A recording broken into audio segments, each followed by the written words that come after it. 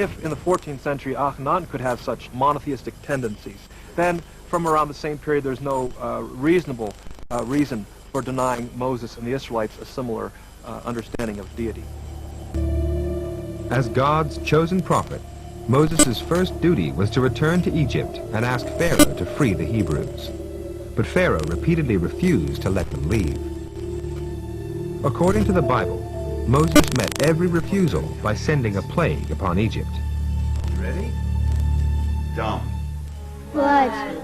Sipotea. Frogs. Kinim. Rice. Aro. Beasts. Deve. Flies. Shochin. Boils. Barad. Hail.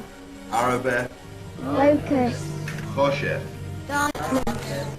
Machas Beforot. Slaying of the firstborn. Station wrought by the 10 plagues. Pharaoh relented and freed the Hebrews. And the Lord led them out of Egypt in a pillar of cloud by day and a pillar of fire by night. As the Hebrews began the exodus out of Egypt, the Bible says that Pharaoh changed his mind and chased after them with 600 chariots. It's known from Egyptian reliefs that pharaohs rode chariots, but there are no scenes of an army of chariots. 600 sounds like an exaggeration. But last year, in Kantir, in the site of Pharaoh's capital, German archaeologists discovered this stone. It was a tethering stone, a stone for tying horses to. They had found a stable. Then close by they found this, a hubcap for a chariot wheel. This was a stable for a horse and its chariot.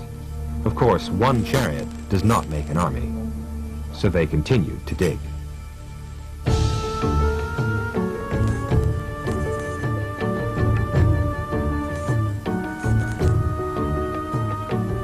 In the end, they found enough stables to house nearly 500 horses and chariots.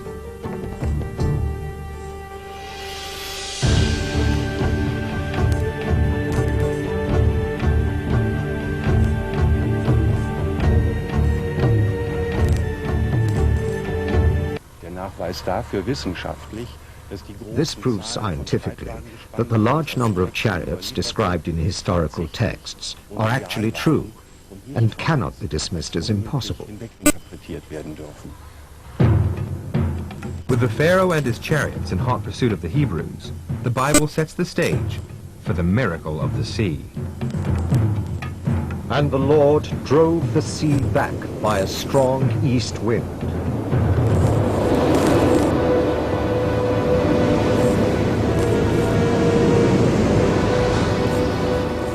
And the people of Israel went to the midst of the sea.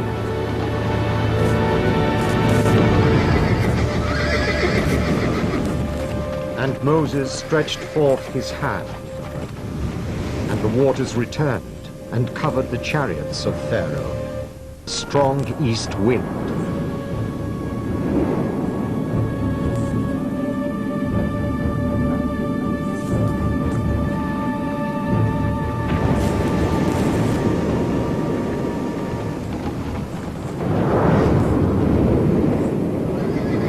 And the waters returned and covered the chariots and all the host of Pharaoh. There are no official records of the cataclysm. It's not something the Egyptians would have been proud to remember, but an inscription from the time does make an intriguing reference. When I, Pharaoh, allowed the abomination of the gods, the immigrants, to depart, the earth swallowed their footsteps. This was the directive of the god Nun, the primeval water, who came one day unexpectedly.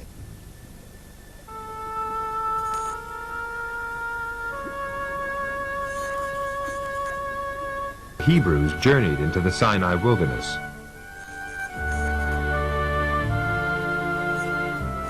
In the 3rd month, they camped at the foot of the mountain of God. And on the 3rd day, God summoned Moses to the mountain, and God presented Moses with the 10 Commandments. You shall have no other gods before me. You shall not kill. You shall not steal. And Moses wrote all the words of the Lord, and rose up early in the morning, and built an altar under the hill, and 12 pillars for the 12 tribes of Israel. Dwellings have been dated to around 2000 BC. This would place the story of the Exodus earlier in time. But Professor Anati believes this conclusion is warranted by the evidence. At the foot of the mountain is a place of worship, also from the same period, an altar with 12 standing stones. And the Bible says that one day Moses built an altar and 12 pillars for the 12 tribes of Israel. Now, here we have 12 pillars and an altar near a campsite at the foot of the mountain, which is, to me, almost unbelievable.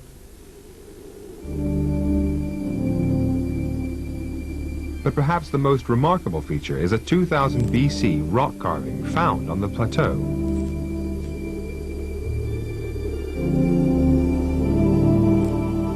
The double-arched outline of the carving is familiar.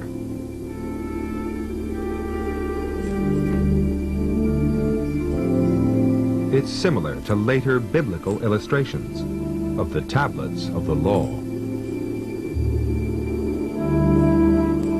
But the parallels go even deeper.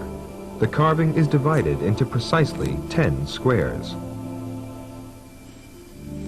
Professor Anati believes it's a symbol made by Moses' followers as a reminder of the 10 Commandments. The more we investigate, the more we discover that the biblical stories regarding Exodus are reliable. After 40 years wandering in the wilderness, Moses led the Hebrews on their final journey out of Egypt. He never reached the promised land. He died within sight of it. He never reached the promised land. He died within sight of it.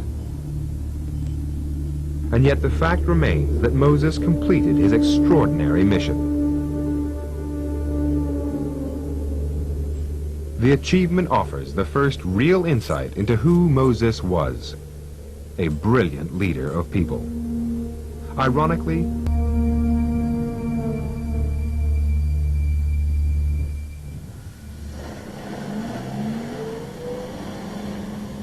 modern archaeology shows that the story of Moses and the Exodus can no longer be dismissed as the figment of a scribe's imagination.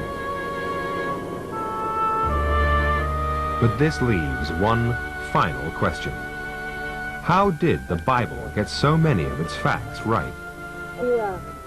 One suggestion is that the Hebrews remembered the story and faithfully passed it down the generations. But there is another, even more remarkable possibility. The evidence from the graffiti in the turquoise mines suggests that the Hebrews could write. It would explain why the archaeological record matches so well the biblical accounts. The bondage of the Hebrews, Moses' upbringing in Pharaoh's palace, the 10 plagues of Egypt, the parting of the Red Sea, and the 10 Commandments. The Bible remains the foundation of faith for 2/3 of the world's population. The modern age is also rediscovering it as a tool for understanding history.